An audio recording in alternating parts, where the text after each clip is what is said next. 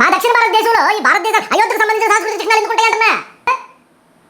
ఏంటది, రాముడు ఓ కాల్పనిక వ్యక్తి కాదా? చరిత్రలో ఉన్నాడా రాముడు? భద్రాద్రి శ్రీ రామచంద్ర ప్రభు నీ నేల మీద నడిచిండ్రా, నీకేం తెలుసురా? ఇక్కడ దక్షిణ భారతదేశంలోనే ఖమ్మం జిల్లా ప్రాంతంలో మన భద్రాద్రి రామచంద్ర ప్రభు ఇక్కడ పాదం ఊపారు. కంచెల గోపన్న తప్ప, భద్రాద్రి రామచంద్ర ఆలయం తప్ప, ఇక్కడ 6 లక్షల వరహాలు రామోజీ లక్ష్మణ్జీ వచ్చరికి నిజాం కట్టింది తప్ప ఏది తప్పు? ప్రశ్న చెబుతుంది.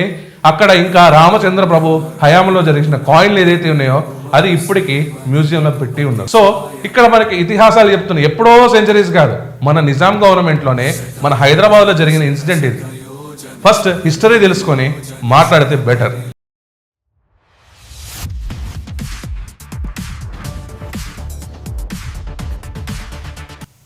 శక్తి మీడియా ప్రేక్షకులకి నమస్కారం. నేను మీ జర్నలిస్ట్ విక్రమ్. అందరికీ జై శ్రీరామ్. ఫ్రెండ్స్, మన వెనకాల ఉన్న ఒక ధ్వజం మనం చూస్తున్నాం.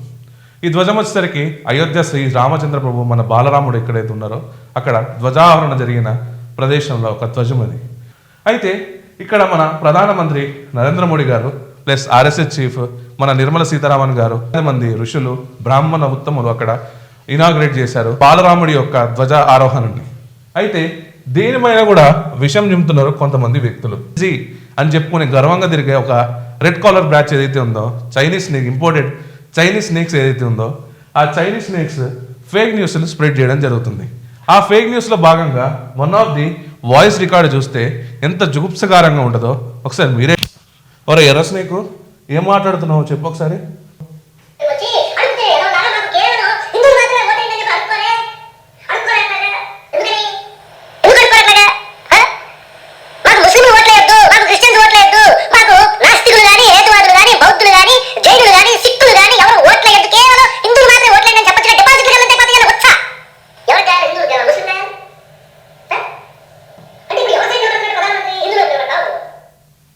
నిజంగా నరేంద్ర మోడీ గారికి హిందువులకి న్యాయం చేయాలి, ముస్లింలకు న్యాయం చేయొద్దు, క్రైస్తవులకి న్యాయం చేయొద్దు, సిక్కులకు న్యాయం చేయొద్దు, జైన్లకు న్యాయం చేయొద్దు అని అనుకుంటే ఇప్పుడు ఈరోజు మనకి ఉచిత రేషన్ బియ్యం అనేది ఇస్తున్నారు. ఇది నువ్వు హిందువు అని చెప్పిస్తున్నారా? నీ క్యాస్ట్ ఏదో చూసిస్తున్నారా? లేకపోతే నువ్వు ముస్లిం అని చూసిస్తున్నారా?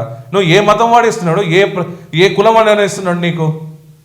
అసలు కొంచెమైన సెన్స్ ఉండి మాట్లాడుతున్నారు ఈ విషయం. సాత్ సబ్కా వికాస్, సబ్కా ప్రయాస్, సబ్కా విశ్వాస్ అనే ఒక 4 మూల సిద్ధాంతాల మీద వాళ్ళు నడుస్తున్నారు. అండ్ అంతర్జాతీయ సిద్ధాంతమే వాళ్ళ ప్రధానవాదిగా వాళ్ళు పాటిస్తున్నారు. చివరి మనిషి వరకు ప్రతి ఒక్కళ్ళు లబ్ధిదారులు ఎవరు ఉంటారో ఆ లబ్ధిదారులకి 100% న్యాయం చేయాలనుకునే ఒక మంచి సహృదయమైన ప్రభుత్వం ఏదైతే ఉందంటే అది ఎన్డీఏ ప్రభుత్వమే. అది ఆంధ్రప్రదేశ్లో నువ్వు చూస్తుండొచ్చు, వేరే రాష్ట్రాల్లో ఎక్కడైతే ఎన్డీఏ గవర్నమెంట్ ఉందో, ఎక్కడైతే బీజేపీ గవర్నమెంట్ ఉందో 100% అది ఇంప్లిమెంట్ అవుతుంది. అసలు ఈ పిచ్చకి అర్థం కాని ఏంటంటే బాలరాముడి విగ్రహం ఏంటంట, అరే అక్కడ జన్మస్థలం, అది ప్లేస్ ఆఫ్ బర్త్ ఒకటి ఉంటుంది, కరెంట్ అడ్రస్ అని ఉంటుంది, ప్రెసెంట్ అడ్రస్ అని ఉంటుంది. అక్కడ ప్లేస్ ఆఫ్ బర్త్ లో అక్కడ బాలరాముడి పెట్టకపోతే ఇంకెవరిది పెడతారా? మా దక్షిణ భారతదేశంలో ఈ భారతదేశం అయోధ్యకు సంబంధించిన సాంస్కృతిక చిహ్నాలు ఎందుకు ఉంటాయంటున్నా? ఏంటది, రాముడు ఓ కాల్పనిక వ్యక్తి కాదా? చరిత్రలో ఉన్నాడా రాముడు? సైంటిఫిక్ గా మాట్లాడుకుందాం కాసేపు. ఎందుకు ముందుకు అసలు ఒక ప్రధానమంత్రి ఈ దిక్కుమాలిన చర్చను తీసుకొచ్చేది? దక్షిణ భారతదేశంలో అయోధ్య సంబంధించిన చిహ్నాలు ఎక్కడ ఉన్నాయి అనేసి వీడు మాట్లాడుతున్నాడు. నిజంగానా? అయితే మనం వీళ్ళకి ఒక మాస్టర్ స్ట్రోక్ ఇద్దాం ఫ్రెండ్స్. ఎవడైతే ఇలా మాట్లాడుతున్నాడో వాడికి మాస్టర్ స్ట్రోక్ ఇద్దాం. అయితే దానికంటే ముందు వీడు అంటున్నాడు కదా హిందువులకి ముస్లింలకి మధ్య గొడవలు పెడుతున్నాడు అనేసి. అసలు కేసు పెట్టిన ఇక్బాల్ గారు ఏం మాట్లాడారు? రామ జన్మభూమి అప్పుడు కేసు గెలిచినప్పుడు సుప్రీంకోర్టు వెడ్డిక్ట్ ఇచ్చినప్పుడు ఏం మాట్లాడారు? దాని తర్వాత మొన్న రామ జన్మభూమి ఏదైతే ధ్వజ ఆరంభం రోజు ఏం మాట్లాడారో ఒకసారి చూద్దాం. आज भी हम कह रहे हैं कि जो कोर्ट ने जो किया है ये बड़ा बेहतर है, ये जिम्मेदारी सरकार की बनती है। जो कुछ भी कोर्ट ने किया उसको हम मानेंगे, पहले भी मानते थे, आज भी माने। मैं पूरे मुस्लिम समाज को ये संदेश देना चाहता हूँ कि जैसे फैसला हमने मान लिया आप लोग भी माने। చూశారు కదా ఇక్బర్ అన్సారీ గారు, ఎవరైతే బాబ్రీ మసీదును అయోధ్య మధ్యలో ఏదైతే పిటిషన్ వేసిన ఉన్నారో ఆ పిటిషన్ వేసిన పెద్ద ఆయన ఏమంటున్నారంటే సుప్రీంకోర్టు ఏదైతే న్యాయస్థానం మనకు తీర్పిచ్చిందో దానికి ఫాలో అవ్వాలని చెప్పేసి ప్రతి ముస్లింకి హిందువుకి కోరుకుంటానని చెప్పేసి ఆ రోజు చేయడం జరిగింది. వారి బాబ్రీ మసీద్కి సంబంధించిన ల్యాండ్ డిస్ట్రిబ్యూషన్ కూడా యూపీ గవర్నమెంట్ ఆ రోజు ఇవ్వడం జరిగింది. సుప్రీంకోర్టు ద్వారా. సో దాని తర్వాత మొన్న జరిగిన ఏదైతే ఇన్సిడెంట్ ఏదైతే ఉందో దాని గురించి కూడా మీరు మాట్లాడడం జరిగింది. अयोध्या में साधु संत हैं, गिरस्थ हैं और अयोध्या की धरती ये शुद्ध मानी गई है. अयोध्या में मठ मंदिर और सारे धर्मों के जो है देवता जहाँ विराजमान है, सभी का सम्मान है. मंदिर बन गया जो है भगवान राम का मंदिर बना और झंडारोहण आज होने जा रहा है. माननीय प्रधानमंत्री जी के हाथ होने जा रहा है. ये अच्छी बात है कि जो है गौरव का दिन है. ये जो है भगवान राम के ఇప్పటికైనా అర్థమైందారా ఏం మాట్లాడుతున్నారో? ఇక్కడ ఆ ప్రజలు అక్కడ హ్యాపీగా ఉన్న టైంలో నువ్వు వచ్చి ఇక్కడ ఫేక్ నెరేటివ్, నీ ఇండైజేషన్, నీ అజీత కారణంగా ఎంతమంది మధ్యలో పుల్లలు పెడతావు నువ్వు.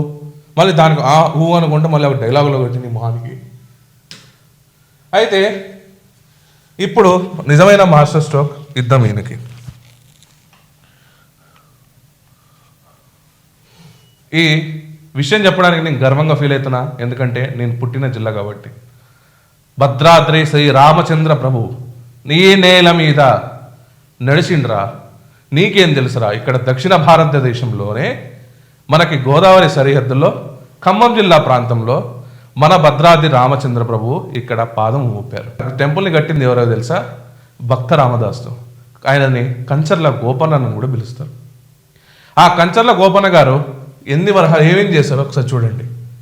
ఇప్పుడు కంచర్ల గోపన్న గురించి మనం చెప్పే బదులు మీ అందరికీ తెలిసే ఉంటుంది మిత్రులారా. ఓకే, ఇక్కడ కంచర్ల గోపన్న వచ్చేసరికి రెవెన్యూ ఆఫీసర్, దాని తర్వాత ఆయన భక్త రామదాస్గా ఏదైతే రామబంటుగా మారిండో, దాని తర్వాత అప్పుడు ఆయన ఒక తహసీల్దార్గా పనిచేశాడు తానిషా రూరల్లో. ఏదైతే అక్బుల్ హసన్ కుతుబ్ షా దగ్గర పనిచేశారు. టెంపుల్ ఆయనకి భద్రాచలం ఏదైతే banks of Godavari and decider of Rama భద్రాచలంలో కట్టారు. అండ్ అతన్ని ఏదైతే కొంతమంది నీలాంటి అప్పుడు ఏదైతే ఫేక్ న్యూస్ స్ప్రెడ్ చేసే వాళ్ళు ఉంటారు కదా బ్యాచ్, ఆ ఫేక్ ల్యాక్స్ 6 lakh 6 లక్షల వరహాలు బంగారు వరహాలు మిస్యూజ్ చేశారని చెప్పేసి వాళ్ళు మాట్లాడడం వల్ల అప్పుడు వాడిని ప్రిజన్ కూడా చేశారు. ఆ ప్రిజన్ చేసిన రామదాస్ని విడిపించింది ఎవరో తెలుసా? స్వయాన్న రామ లక్ష్మచంద్ర ప్రభులు ఇద్దరు అన్నదమ్ములు వచ్చి రామోజీ లక్ష్మోజీ అని వచ్చి ఇక్కడ వాళ్ళకి ఏదైతే రామోజీ లక్ష్మణ్ వచ్చి ఆ 6 లక్షల వరహాలు ఏదైతే బంగారపు వరహాలు ఉన్నాయో ఆ బంగారు హర్బాలకి ఆ కుతుబ్ షా ఏదైతే ఉన్నారో వారికి ఇవ్వడం జరిగింది. ఇది హిస్టరీ చెబుతుంది. అక్కడ ఇంకా రామచంద్ర ప్రభు హయాంలో జరిగిన కాయిన్లు ఏదైతే ఉన్నాయో అది ఇప్పటికీ మ్యూజియంలో పెట్టి ఉన్నారు. సో ఇక్కడ మనకి ఇతిహాసాలు చెప్తున్నాయి. ఎప్పుడో సెంచరీస్ కాదు, మన నిజాం గవర్నమెంట్లోనే మన హైదరాబాద్లో జరిగిన ఇన్సిడెంట్ ఇది. మన భక్త రామదాస్ వచ్చేసరికి నేలకొండమల్లి మండలం మన ఖమ్మం జిల్లాలో వారి స్థలం కూడా ఇప్పుడు దాకా అక్కడే ఉంది.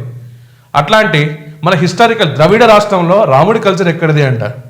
ఇక్కడ చూడండి, ఇక్కడ మత సామరస్యంగా ఏదైతే మన సుల్తాన్ తారేహా అబ్దుల్ హసన్ కుతుబ్ షా ఎవరైతే ఉన్నారో వారు వచ్చేసరికి యాన్యువల్గా 1890లో వచ్చేసరికి ముత్యాల తలంబ్రాలు నిజాం వచ్చిన తర్వాత ముత్యాల తలంబ్రాలు కూడా మన భద్రాద్రి రామచంద్ర ప్రభుకి వారి కళ్యాణానికి ఆ రోజు నుంచి 1890 నుంచి ఇప్పటి వరకు ఇస్తూనే ఉన్నారు.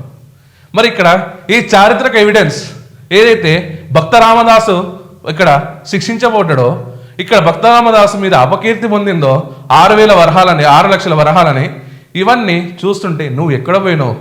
ఈ హిస్టరీ నీకు తెలియదా? ఇది కూడా ప్రొపగండా స్టోరీనా? ఇది హిస్టారికల్ ఎవిడెన్స్ కాదా? కంచర్ల గోపన్నని అరెస్ట్ చేసింది నిజాం హిస్టారికల్ ఎవిడెన్స్ కాదా? రామోజీ లక్ష్మణ్జీ వచ్చేసరికి అక్కడ విడిపియలేదా శ్రీరామదాసుని? ప్రశ్నించితే ఇక్కడ ప్రశ్నలకి నీ తడబడేటోడు ఎవరు లీడర్ అబ్బాయి. ఫస్ట్ అది యాదరకో. చూడండి, అప్పటి నుంచి ఇప్పుడు దాకా 1890 ఎక్కడ, 2025 ఎక్కడ? దీని మధ్యలో నీలాంటి హేతువాదులు గొర్రెలు, నీలాంటి హేతువాదులు ఇంకా క్వశ్చన్ చేసేవాళ్ళు ఇంకా సోకాళ్ళు ఇక్కడ ఎవిడెన్స్ గ్రాప్ చేద్దాం అనుకున్నప్పుడు వాళ్ళిద్దరు వచ్చేసరికి రామోజీ ఎవరు లక్ష్మోజీ ఎవరు? ఇక్కడ వచ్చి ఆ నిజాం ప్రభుకి అప్పుడు శ్రీ రామచంద్ర ప్రభు ఉన్న కాలం లాంటి వరహాలు ఇచ్చింది ఎవరు?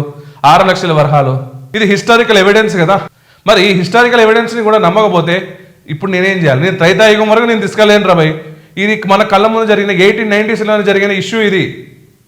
మరి ఇక్కడ కంచల గోపన్న తప్ప, భద్రాద్రి రామచంద్ర ఆలయం తప్ప, ఇక్కడ 6 లక్షల వరహాలు రామోజీ లక్ష్మణ్జీ వచ్చేసరికి నిజాం కట్టింది తప్ప, ఏది తప్పు? ప్రశ్న ఫస్ట్ హిస్టరీ తెలుసుకొని మాట్లాడితే బెటర్. దీంట్లో ఏదైనా తప్పు ఉంటే మమ్మల్ని ఉతికారండి ఫ్రెండ్స్.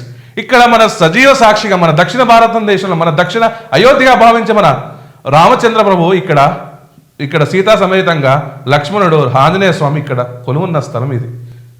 వారి పాదాలు ఇప్పటి వరకు అక్కడే ఉన్నాయి పర్ణశాలలో. రకరకాల ఎవిడెన్స్లు ఇవన్నీ. నువ్వు కావాలంటే కంచల గోపాలని ఎందుకు అరెస్ట్ చేసిర్రు సెర్చ్ చేసుకో, తెలుస్తుంది నీకు. అది హిస్టరీ సెర్చ్ చేసుకొని ఇవన్నీ నువ్వు చూసుకున్నా కూడా ఇంకా మీరు గుడ్డిగా మాట్లాడి అసలు రాముడు ఇక్కడ ఉన్నవాడికి అస్తిత్వం లేకుంటే మరి భద్రాచలంలో మరి నిజాం ప్రభువుకి వచ్చేసరికి కట్టింది ఎవరు? 6 లక్షల వరహాలు. సో కొంచెం ఈ దేవీ దేవతలకు వచ్చేసరికి ఇట్లా క్రిటిసైజ్ చేసుకుంటూ మాట్లాడడం నీకు ప్రభుత్వంతో నరేంద్ర మోడీతో ఇంకెవరితో ఎక్స్ట్రాజెడ్ ఉంటే ఉండొచ్చు, కానీ ఇక్కడ ఎగ్జిస్టెన్సే లేదు రాముడు అంటే మాత్రం ప్రతి ఎవరు ఇక్కడ ఊకునేది లేదు.